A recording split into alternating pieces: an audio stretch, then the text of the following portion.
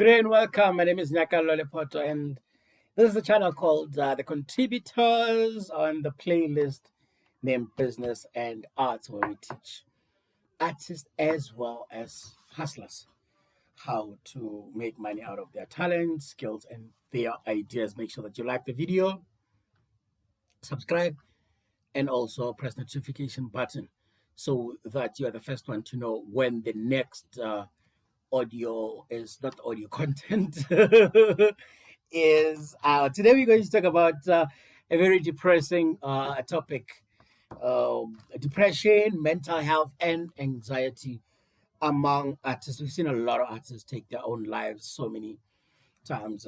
Quite recently, we've seen people like Double HP.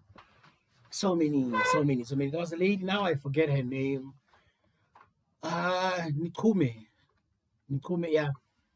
So many artists that have taken their lives in this industry. I'm not saying that the reason that I'm going to be giving out here is why people like Richie Rick or Nikume or even a Double HP or any other artist that has taken their lives, but um, it's usually close. The truth is not usually far from there. Let's go.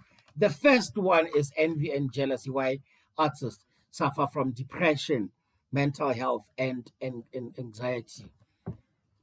You see other people doing well, you want to do as well as they do, not following your own and allowing your own process to take place. We are all running our own races. Do not wish for what other people have. You don't know what they do to attain that. But you know what is in front of you. You know your capabilities.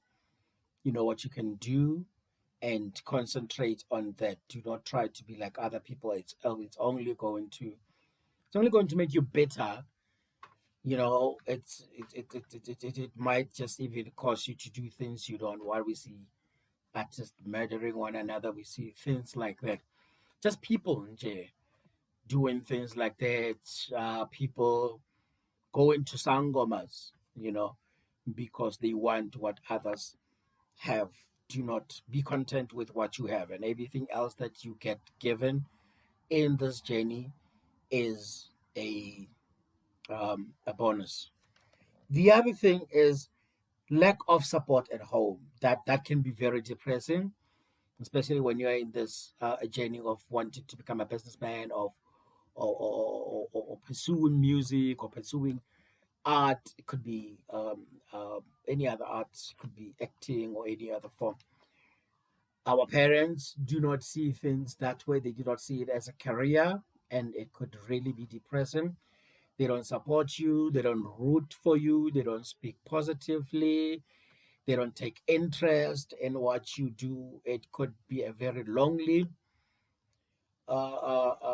journey, especially when it's taking a while for your journey to bear fruit. When they don't see money, they're always going to be criticizing. They're always going to be putting you down, telling you you are useless. So and so has achieved this. Look at you. You don't even have this. That stuff is really depressing. The other thing is not having a plan B, which is the worst thing you could ever do. Have this whole plan that you want to become an artist, you want to start a business, you want to sing, you want a production house or whatever it is, but also have other ways on the side. You can't just wake up or talent in the house, you're not doing anything. All you want to do is a musician. There's opportunities coming left, right, and center. You can't,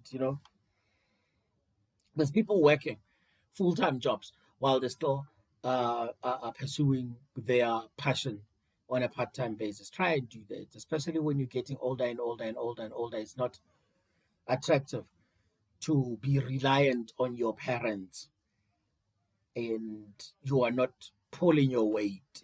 It's really, really, really stressful. Even for them, it can be stressful for you, because sometimes they might end up saying or doing things without intentionally trying to offend you, but they might get to the point where they really offend you, because it's not an easy thing to live with. So also try and pull your own weight as much as possible. Take the responsibility for your own well-being, financial needs. Try and they can't be buying you toiletries and stuff like that, and all you're doing is, no, I want to become a musician. Yeah, you want to become a musician, but like, what about for the needs for now? You are 25, you are 30, you are 35, you know, and you're still waiting for this dream to come through. It will come through, but you need to somehow find ways to generate money. Comparing yourself with others, like I said, I always make an example of Casper Fest. I think I'm so in love with Casper Fest, but there's a lot of artists out there that are great, doing great, but they are not the most talented artists ever. So you're gonna sit there and you say, yo, I am Nyakalo and I'm a better presenter than so and so, but so and so is making so many millions a year. Life is so unfair. Why am I not making that? Forgetting that success and financial prosperity has got nothing to do with talent, nothing to do with that. It has everything to do with how you understand the workings of money, what your social quotient is, how many people you have around you that can make you rich. If you ever wondered, like with a group of actors, I've seen that, and if you look at them, they've been in like 4 or 5 different movies, and it's just like them, and they're all doing well financially. Obviously, it would be because they are friends, and it's not like they are more talented than anybody, but they would be like, hey, Tarantino is making a movie, so he'd have Salma Hayek there, he'll have, all these people that he normally works with in that particular movie, and it would be there, your Antonio Banderas and things like that, and they would be like, the cast of this movie is also the cast of that movie is also the cast of that movie, and they're doing well financially. Obviously, if you're doing 3 different movies that are blockbusters, you will do very well. Not because you are a great actress or a great actor, but because the people around you, when opportunities come through, they call you, hey, my man, we're going to Hawaii, we're shooting a movie. Don't you want to come through? And you get on a plane and you do that. Betrayal in the industry is something that happens a lot. We're going to start things, a production company, maybe, a record company, yeah, whatever it is. And along the way, there's going to be people who will use whatever efforts that you have used, your labors, and when money comes up, they take the money and they make for a run, and you are stuck in there having built this brand so much. And then you realize that you didn't have anything on paper, you didn't have any form of an agreement with this person.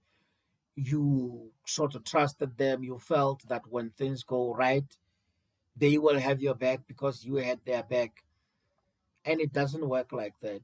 Often it doesn't work like that in the industry. And such things can actually cause you depression, mental health, and anxiety. And anxiety. The other thing with regard to that is trying to keep up with the Joneses. You're not making money quite as yet. However, um, because there's so much pressure within the industry for you to live up to the reputation that you have sort of kind of created around yourself. Now you are wearing all these expensive designer labels, you wear expensive perfume, you're drinking expensive booze, you go into places you cannot afford because you are now here in the industry, you're making this much, but you have not quite as yet made the fortune, but you're hanging around the people who are making a fortune, and this is the type of lifestyle. And now you want to keep up with them at the expense of living beyond your means. You find yourself indebted, and it becomes it goes downhill from that particular thing. The other thing is mojolo, that really causes people depression, mental health, and anxiety within the arts. Also, because mojolo in the arts, I mean, it's such a glamorous industry.